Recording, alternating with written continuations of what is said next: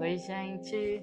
Estamos de volta à leitura do livro. Peço desculpas a vocês pela ausência e eu quero agradecer muito a Débora Cristina, que fez um comentário perguntando quando eu ia dar continuidade. Esse livro já estava aqui separado, o microfone já estava por perto, já estava tudo no meu ambiente para quando fosse oportuno o momento eu retornasse, mas eu não estava conseguindo. E esse seu comentário, ele me motivou bastante. Esse seu comentário foi um incentivo para que eu voltasse e a gente desse continuidade à leitura, que eu acredito que a gente vai finalizar já já. Mas vamos dar continuidade. Estamos na parte 5, confiança. Vamos começar agora o áudio 5.3. A caça ao tesouro. Deixe-me dar um exemplo de onde a caça ao tesouro da curiosidade pode levá-lo. Já contei a história do maior romance que nunca escrevi, aquele livro sobre a selva amazônica que deixei de lado e que finalmente pulou de minha consciência para a de Anne Patchett. Aquele livro era um projeto passional. A ideia me veio em uma onda cerebral de inspiração e entusiasmo físico e emocional. Mas, quando me deixei distrair pelas exigências da vida e parei de trabalhar no livro, ele me deixou. É assim que costuma acontecer, e foi, de fato, assim que aconteceu. Depois que aquela ideia foi embora, não tive outra onda cerebral de inspiração e entusiasmo físico e emocional logo de cara. Fiquei esperando que uma ideia surgisse e anunciando ao universo que estava pronta para sua chegada, mas nenhuma grande ideia apareceu. Não houve calafrios nem embrulhos no estômago. Não houve milagre nenhum. Foi como quando São Paulo percorreu a cavalo todo o caminho até Damasco e nada aconteceu, exceto talvez o fato de ter chovido um pouco. Na maioria dos dias, a vida é assim. Por um tempo, ocupei-me de minhas tarefas cotidianas: escrever e-mails, comprar meias, resolver pequenas emergências, enviar cartões de aniversário. Cuidei dos afazeres da vida. O tempo passou e nenhuma ideia arrebatadora veio, mas não entrei em pânico. Em vez disso, fiz o que já tinha feito tantas vezes antes. Desviei a atenção da paixão para a curiosidade. Perguntei a mim mesma: existe alguma coisa na qual você esteja interessada neste momento, Liz?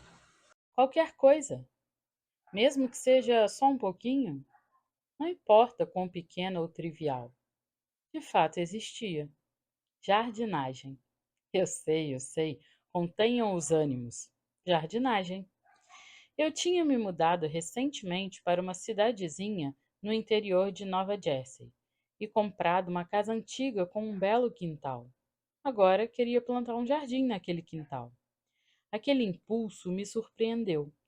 Cresci com um jardim enorme que minha mãe administrava com eficiência, mas nunca me interessei muito por ele.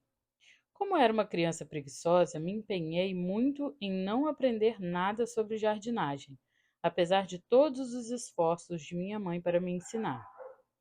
Nunca fora uma criatura da terra. Não gostava da vida rural quando era criança. Achava as tarefas da fazenda chatas, difíceis e nojentas, e nunca a procurara depois de adulta. Minha aversão ao trabalho árduo da vida no campo foi exatamente o que me levara a ir morar em Nova York e viajar pelo mundo. Definitivamente não queria me tornar fazendeira. Porém, agora havia me mudado para uma cidade ainda menor do que aquela em que cresci e decidi que queria um jardim. Veja bem, não queria desesperadamente um jardim. Não estava preparada para morrer por um jardim nem nada desse tipo. Só achei que seria legal ter um jardim. Estava curiosa. Era um impulso pequeno o suficiente para que eu o ignorasse. Ele mal respirava. Contudo, não o ignorei. Em vez disso, segui aquela pista de curiosidade e plantei algumas coisas. Quando fiz isso, percebi que entendia mais daquele negócio de jardinagem do que achava que entendia. Aparentemente, tinha aprendido sem querer algumas das coisas que minha mãe ensinara quando eu era criança, apesar de todos os meus esforços para ignorá-las. Foi gratificante descobrir aquele conhecimento latente. Plantei mais algumas coisas. Recordei mais algumas memórias de infância. Pensei mais em minha mãe, minha avó, minha longa linhagem de mulheres que trabalharam a terra. Foi bom. Com o decorrer do tempo, fui começando a enxergar meu quintal com outros olhos. O que estava cultivando não se parecia mais com o jardim da minha mãe. Tinha cada vez mais a cara do meu jardim.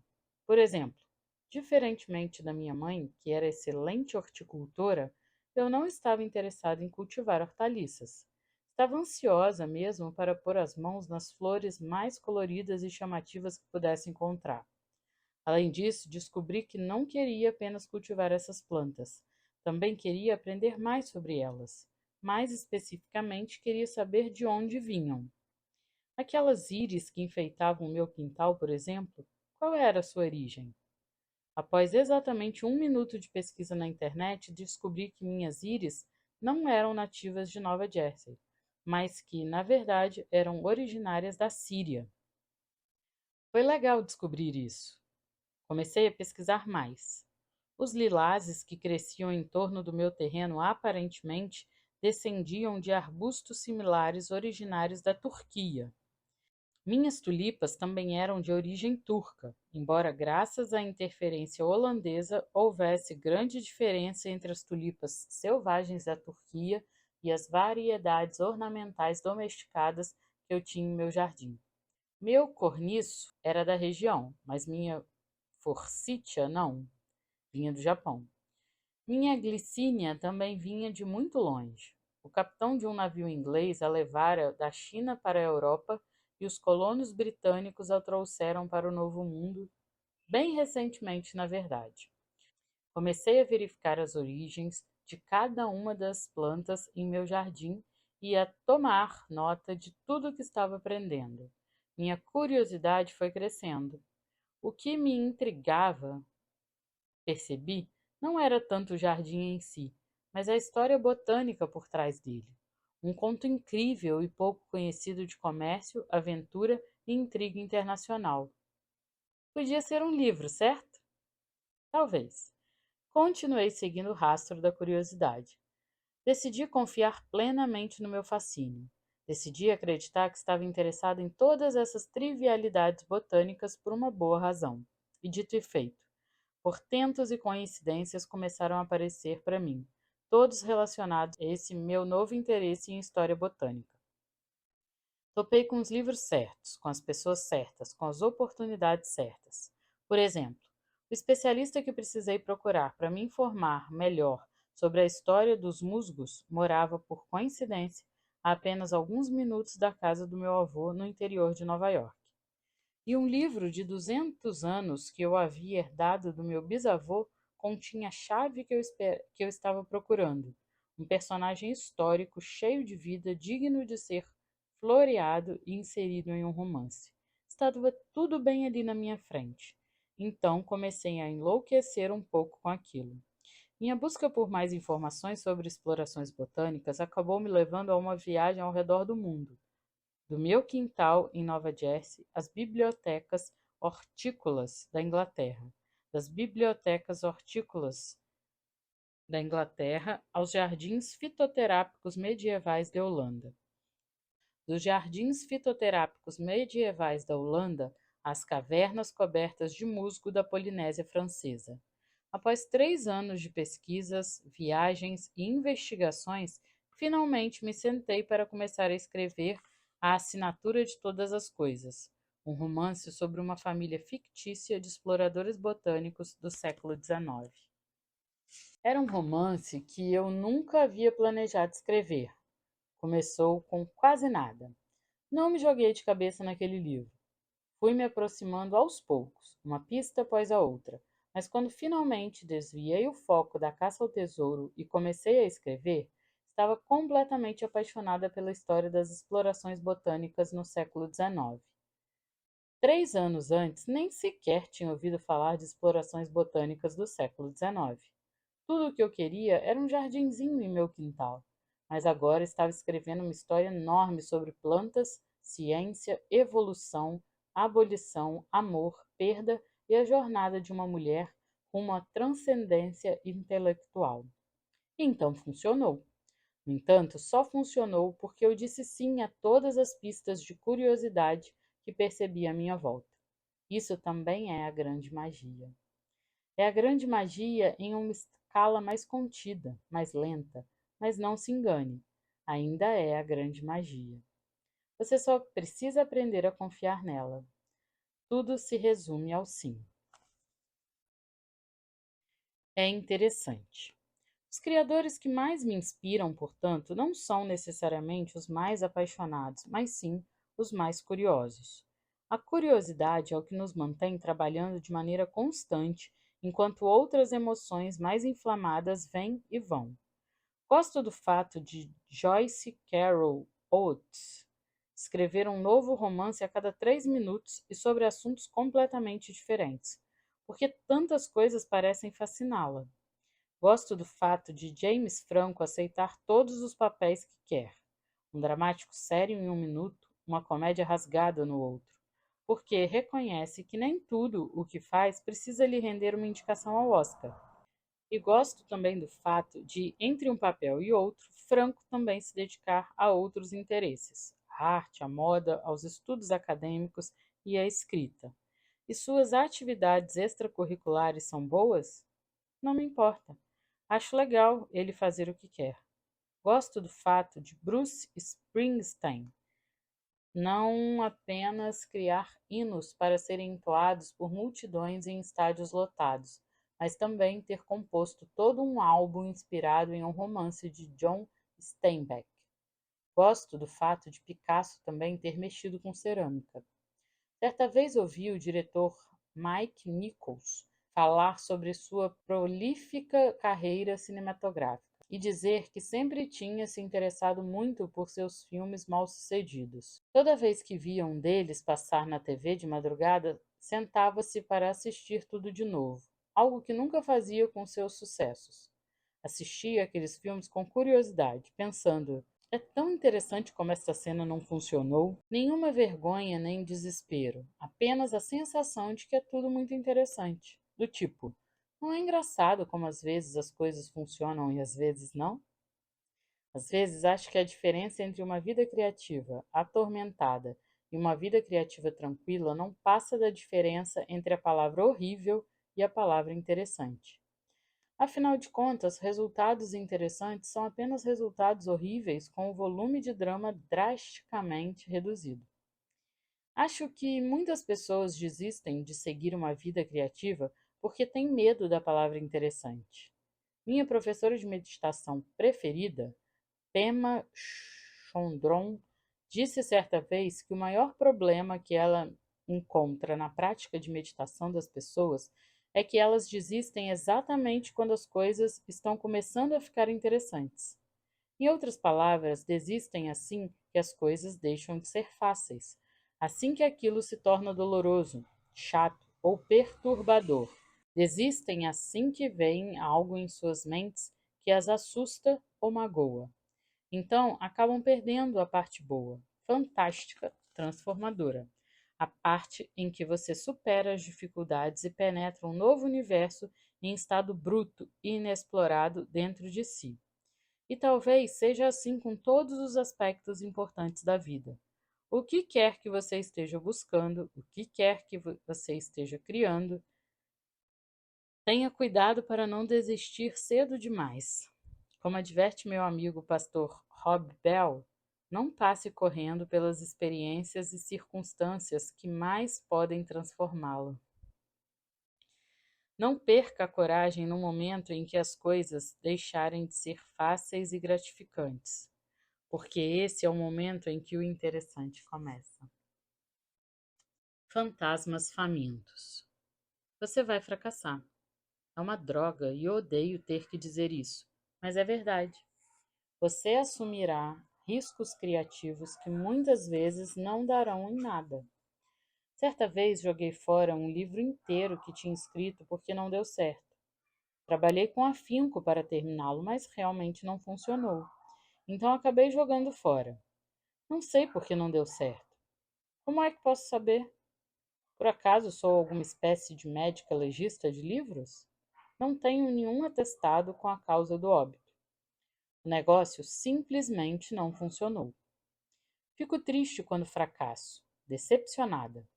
E a decepção pode fazer com que me sinta enojada de mim mesma ou mal-humorada com os outros. A esta altura da vida, porém, aprendi a lidar com a decepção sem mergulhar muito fundo em crises de vergonha, raiva ou inércia. Isso porque, com o passar do tempo, fui compreendendo qual é a parte de mim que sofre quando fracasso. Apenas meu ego. É simples assim. Veja bem, não tenho nada contra o ego, de modo geral. Todos temos um. Alguns, talvez, tenham até dois.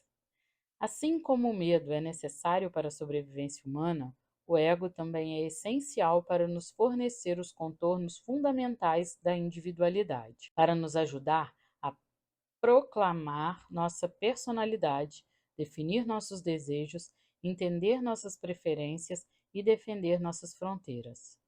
O ego, em termos simples, é o que faz de cada um de nós o que somos. Sem ele, não passamos de coisas amorfas.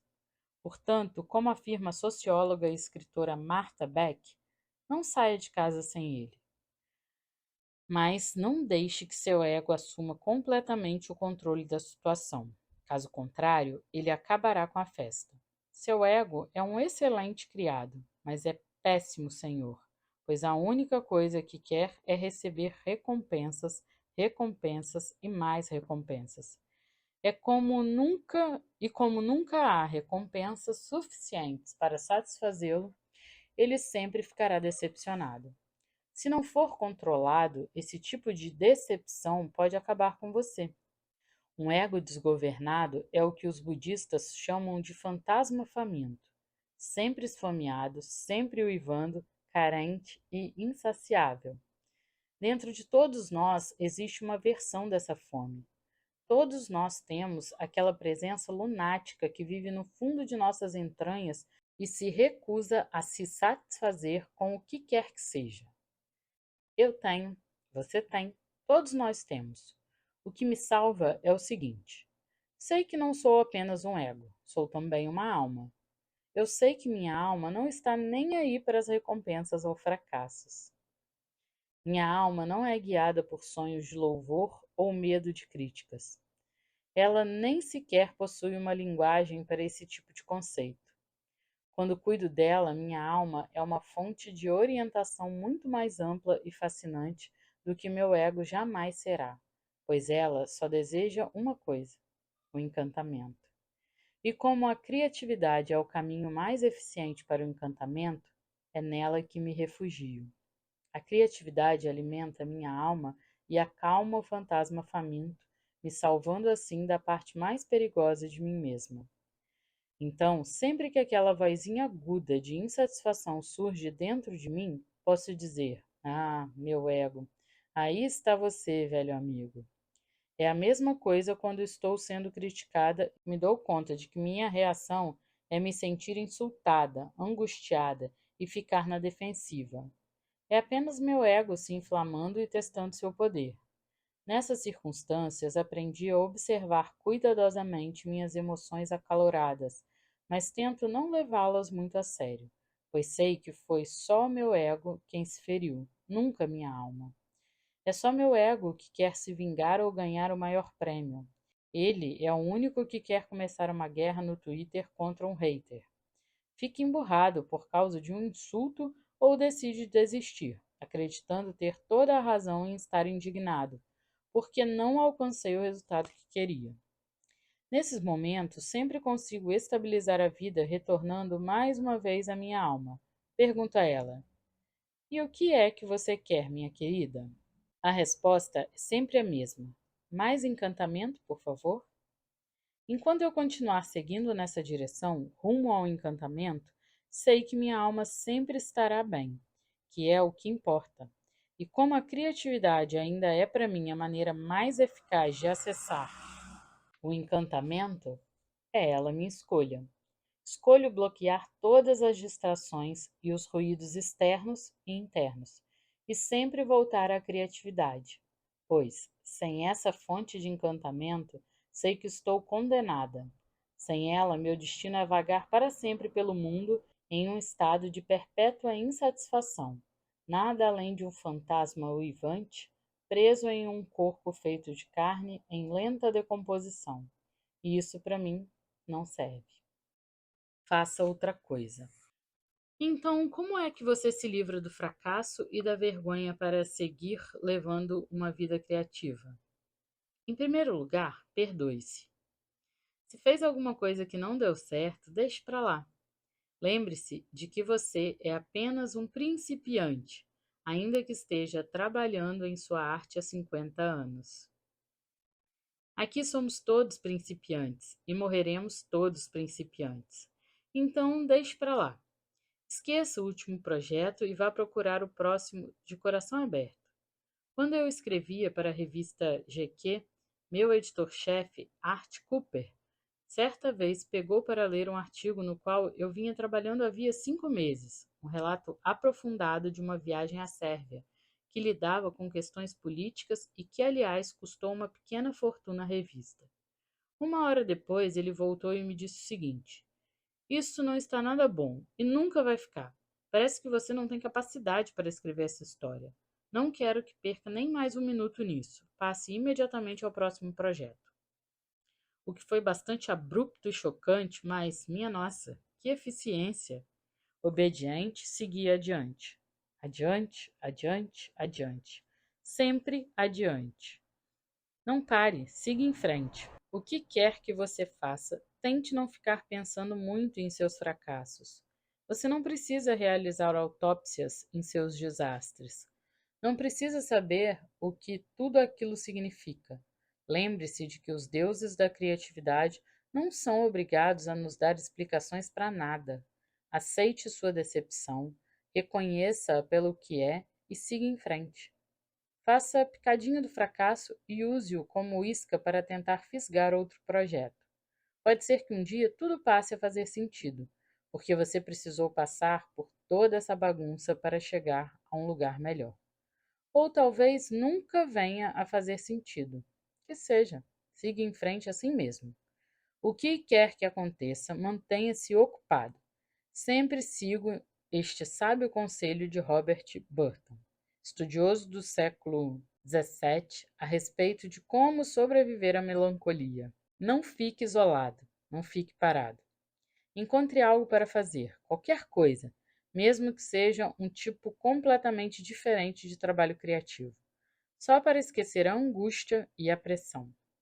Certa vez, quando estava tendo dificuldades com um livro, me matriculei em um curso de desenho só para abrir algum outro tipo de canal criativo em minha mente. Não sei desenhar muito bem, mas isso não importava. A única coisa que importava era que eu estava me mantendo em comunicação com o trabalho artístico de alguma forma. Estava futucando meus próprios botões, tentando alcançar a inspiração de qualquer maneira possível. Finalmente, após ter desenhado o suficiente, a escrita começou a fluir. Einstein chamava essa tática de jogo combinatório, a exploração de um canal mental para abrir outro. É por isso que ele costumava tocar violino quando estava tendo dificuldades para resolver um problema matemático. Após algumas horas de sonatas, normalmente conseguia encontrar a resposta que procurava. Creio que parte da estratégia do jogo combinatório está em diminuir os riscos para assim acalmar o ego e os medos. Tive um amigo que, quando jovem, foi um talentoso jogador de beisebol, mas acabou não aguentando a pressão e baixou seu rendimento em campo. Então abandonou o beisebol e começou a jogar futebol. Não era um grande jogador, mas gostava do esporte. E quando fracassava, não ficava tão arrasado, pois seu ego podia se tranquilizar, dizendo a si mesmo que aquele não era o seu jogo. Tudo o que importava era o fato de estar fazendo alguma atividade física, algo que o trouxesse de volta à sua própria pele, que o fizesse parar de se preocupar e lhe permitisse recuperar uma sensação de desenvoltura corporal. Enfim, foi divertido. Após um ano jogando futebol só por diversão, voltou ao beisebol e, de repente, se deu conta que ainda conseguia jogar melhor e com mais leveza do que nunca. Em outras palavras, se você não conseguir fazer o que quer, vá fazer outra coisa. Vá fazer alguma outra coisa. Vá passear com o cachorro, catar todo o lixo que encontrar na rua, em frente à sua casa. Vá passear de novo com o cachorro, fazer uma torta de pêssego, pintar umas pedrinhas com esmalte colorido e colocá-las em uma pilha. Você pode achar que isso é procrastinação, mas com a intenção certa não é. É movimento. E qualquer movimento é melhor do que a inércia, pois a inspiração sempre será atraída para o movimento. Então, acene os braços, faça alguma coisa, produza alguma coisa, qualquer coisa. Chame a atenção para si com algum tipo de ação criativa e, acima de tudo, confie em que, se criar uma comoção gloriosa o bastante, mais cedo ou mais tarde a inspiração voltará a encontrá-lo. Gente, eu vou parar aqui. Eu acho que em mais uma faixa a gente termina essa parte 5 e chegaremos ao final, na parte 6. Então, em breve eu posto a próxima parte. Prometo que eu não vou demorar, até porque acho que nos 2 próximos áudios a gente finaliza esse belo livro. Espero que tenham gostado. Para mim foram várias reflexões e me fala aqui embaixo como está sendo para vocês. Muito obrigada e até o próximo áudio.